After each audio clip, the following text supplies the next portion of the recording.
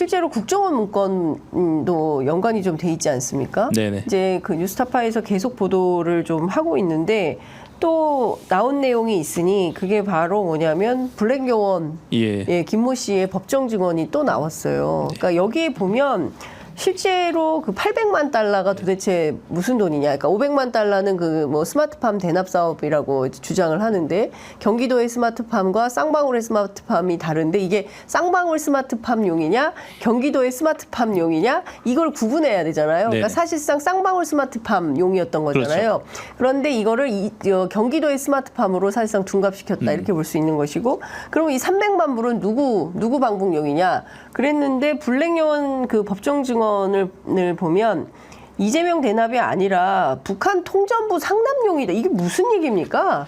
상납용으로 추정된다. 이런 얘기가 나왔어요. 우선 황당무계 해가지고. 우선은 일단은 블랙요원 김 씨에 대해서 앞에 설명을 좀 해드릴게요. 예. 그 이제 검찰이 안부수의 얘기를 듣고, 네. 그러니까 안부수, 그러니까 대북 사업을 하는 사람들은 일단 국정에서 전부 다 협조자로 관리를 합니다. 그러니까요. 관리를 하고 안부수는 알면 할수록 거물이에요. 알면 할수록 거물이에요. 알면 할수록 겁니다. 아. 처음에는 이 사건에 있어서 안부수는 조연이었는데, 알면 할수록 이 사건의 아주 핵심이에요. 사실 김성태, 방영철도 조연으로 밀어낼 정도로 핵심이고 안부수가. 사실상 안부수 사건이에요? 그렇죠. 안부가 엄청나게 거물이고 알면 이 사건에서. 할수록 그 알면 할수록 북한에서도 거물입니다. 그러니까 저희가 알고 있는 단순한 협조자, 공작원 이 정도 수준이 아니에요. 안부수는. 아 그래요? 그러니까 한 가지만 말씀드리면 그 지금 막 이 무협 드라마가 나오는 그 당시 시점에서 국정원이 안부수를 픽한 이유가 북한의 최대 거물인 리오남. 그렇죠. 그리고 그 당시에 북한 외교 쪽에서 가장 잘 나가고 있었던 김성애. 이들과 다이렉트로 연결되는 사람이 국내에 안부수밖에 없었어요. 오직 안부수. 그렇기 때문에 국정원이 안부수만이 리오남 직접 만나고 김성애 직접 만나서 협상이 가능한. 그 협상 여부가 또 아니라 그들이랑 직접 연락이 된 사람이 국내에 안부수밖에 없었습니다. 그렇기 때문에 국정원이 픽을 한 거 그 정도로 안부수가 거물이고요. 센 사람이었다. 거물이고.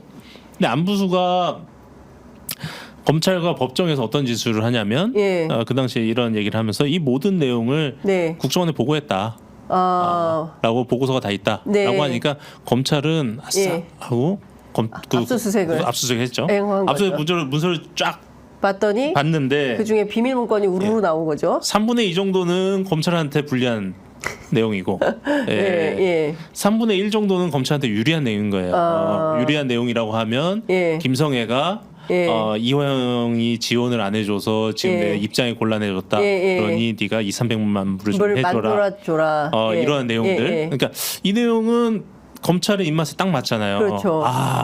이화영이 돈 주기로 했구나. 근데 돈을 안 줘서 난리가 나서 그 김성애가 보챘고 그 쌍방이 와서 대납해 준 거구나. 이 스토리가 딱 되니까 요 3분의 2를 부각시키기 위해서 부각시키기 위해서 그 블랙요원 김 씨를 법정에 부릅니다. 사실 3분의 1을 부각시키기 위해서 유리한 진술을 확보하려고. 사실 국정원 요원이기 때문에 안 부르면 충분히 안 부를 수도 있어요. 특히나 이제 그 45건의 문건 중에 그 김 씨가 작성한 문건은 일부고요. 그 초반의 일부고 그 이후에 작성한 요원은 다른 요원들인데 이 요원은 아예 부르지도 않잖아요. 그러니까 김 씨도 안 부를 수 있었는데 요 3분의 1 불리한 김성애가 돈 달라고 타령했다라는 그 부분에 대해서 그 더 부각시키고 검찰 쪽에 유리한 증거를 만들고 싶어서 김 씨를 불렀는데 김 씨가 와서 전혀 다른 말을 해버립니다. 다른 말을 해버리는데 또 김 씨하고 이화영 부지사의 관계도 재밌어요. 고향 선후배입니다.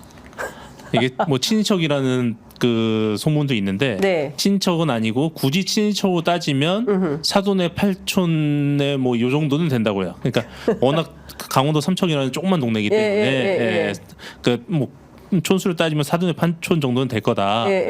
그리고 동네 선후배인데 친한 선후배는 아니었고, 근데 이화영 부지사도 뭐 국회의원 되고 뭐 이렇게 정치적 거물이 됐고, 이분도 이제 그 명문대학교 나와서 국정원의 간부로 들어가고 그렇기 때문에 간혹 소통은 하는 정도 수준이었고 이 그 경기도 부지사로 가고 안부수와 사업을 하고 하면서부터는 자주 만났다. 이런 관계라고 해요. 그래서 부지사님 얘기는 이 김 씨한테 상당히 섭섭해합니다. 왜냐하면 그때 블랙요원 김 씨가 법정에 와서 사실대로 다 얘기했으면 사실은 일이 여기까지 오지도 않았다. 그런 얘기가 뭐냐면 블랙요원 김 씨는 이 800만 불의 성격에 대해서 가장 잘 아는 사람이잖아요. 그렇죠.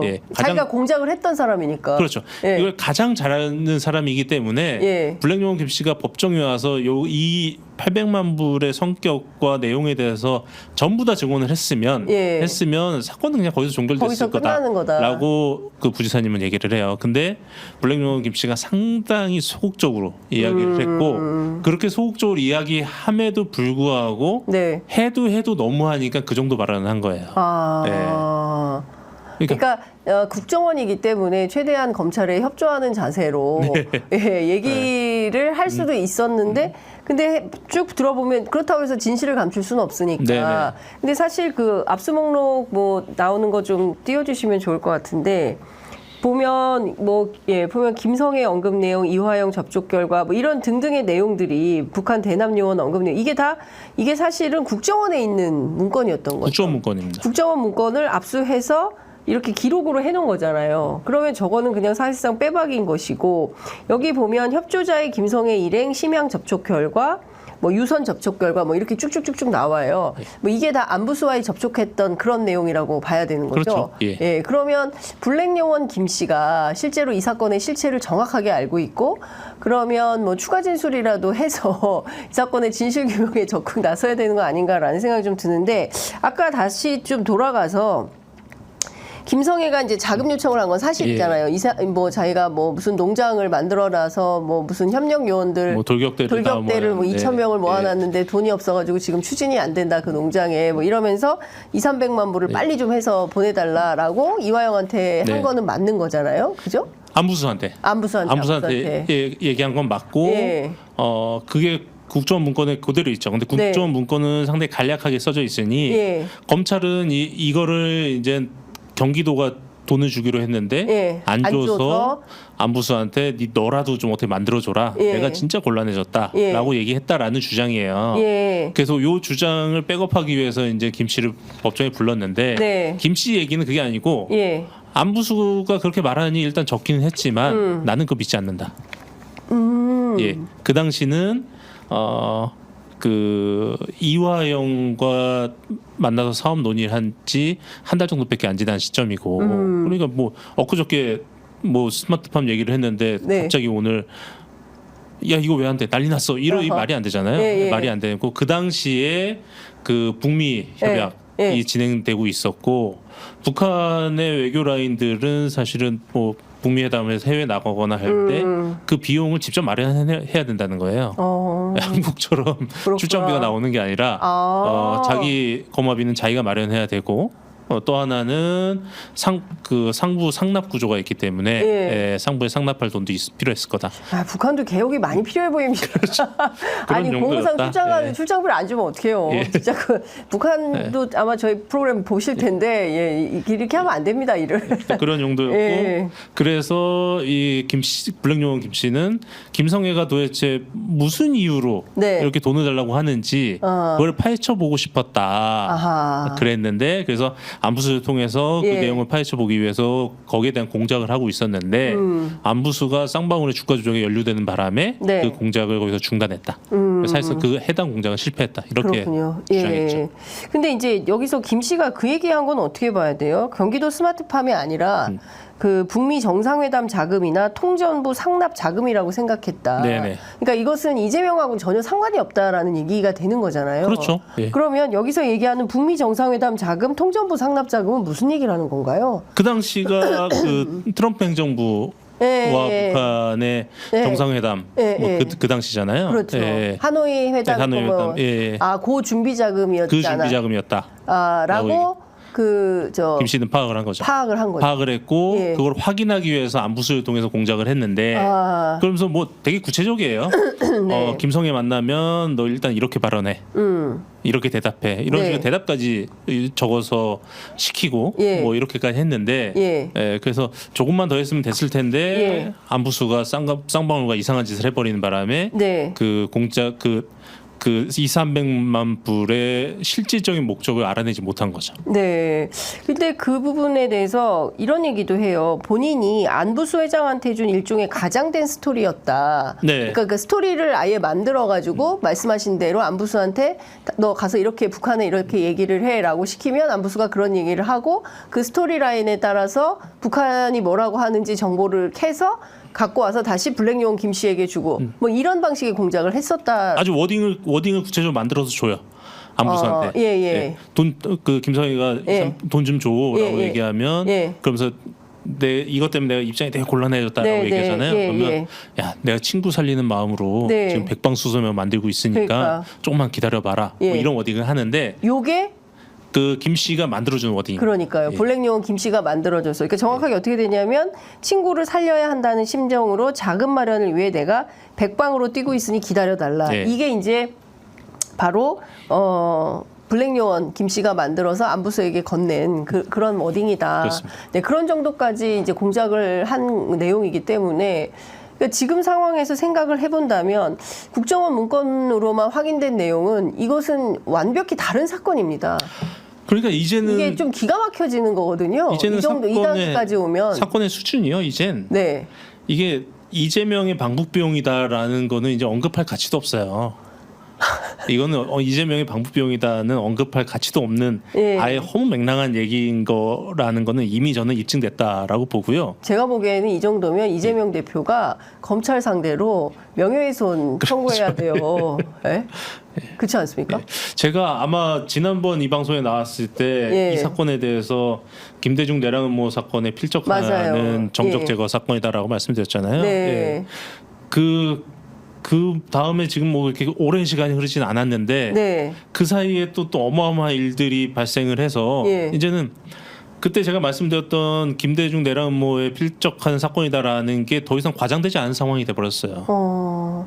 그러니까요. 지금 생각해 보면 이거는 완벽하게 다른 사건을 완전히 그걸 뭐라고 해야 됩니까? 뭐 바꿔치기? 조작 날조 뭐. 조작 날조. 뭐 검찰은 언제든지 반론하십시오. 제가 반론권 반드시 드립니다. 그러니까 지금까지 나온 내용을 종합해 보면 특히 국정원의 문건들 그리고 블랙요원 김모 씨 그리고 또 다른 블랙요원이 있다면서요. 네네. 똑같은 진술을 하고 있는 이 사람에 대해서 왜 수사 안 하는 겁니까? 불러서 참고인 진술이라도 받아야 되는 거 아닙니까 검찰이? 블랙요원 김 씨를 불렀는데 네. 이분이 어쨌든 상당히 위축돼서 검찰의 의도에 부합하는 방향으로 네. 어느 정도는 움직였지만 네. 그래도 이분이 그 진술 과정 그러니까 그 증인신문 과정에서 이런 얘기도 해요. 저는 오늘 증인신 선서를 했고 네. 나는 공직자다. 그래서 그러한 지위에서 말씀을 드리건데 이런 말도 해요. 네. 그러니까 검찰이 하도 자기네 쪽에 유리한 발언을 하도록 유도를 하니 예, 예. 거기에 대해서 그런 말까지 하는 거야.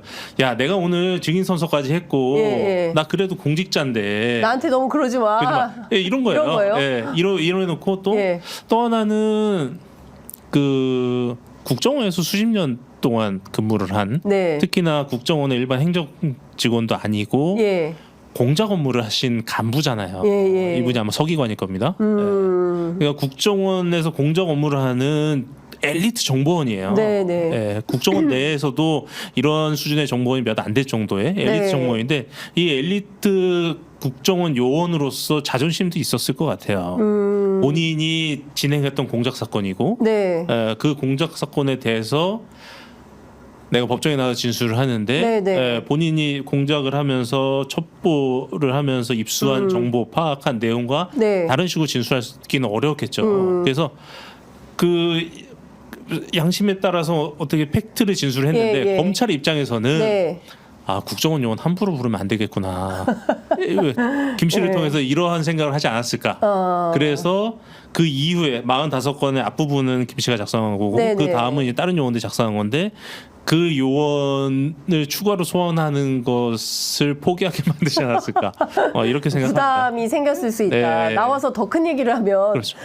재판의 기류가 완전히 바뀔 텐데 이러면 안 되겠다 싶어서 여기에서 정리했을 가능성 그런 거 아닌가라는 추론 말씀을 좀 드립니다. 박지원 전 국정원장이 저희 프로그램 출연하셔가지고 그런 말씀하셨어요. 국정원 직원들 정권에 정말 협력해서 해왔는데 안 된다 이제 그런 세상이 아니다. 그래서 그렇게 일 안 한다 이제 국정원 사람들이. 그런데 자꾸 뭐 본인들에게 유리한 방향 왜 그렇게 하겠냐 국정원이. 그럴 이유가 없다. 그래서 아마도 블랙요원 김모 씨가 사실대로 자기가 알고 있는 내용 그 내용을 그대로 얘기했을 거다. 그러니까 그런 걸 가지고 의심하면 안 된다. 그리고 본인도 국정원에서 일했기 때문에 문건을 보고 이게 국정원 문건인지 아닌지 이제 확인을 하신다는 거예요. 국정원 문건 맞다. 국정원은 특별한 양식이 있는데 국정원 문건이 확실하다라고 이제 확인을 해주시더라고요. 그러니까 당연히 법원에 제출된 압수 목록인데 그렇죠. 뭐 틀리지는 않겠지만 여하튼 그런 사이트 확인을 해주시더라라는 겁니다.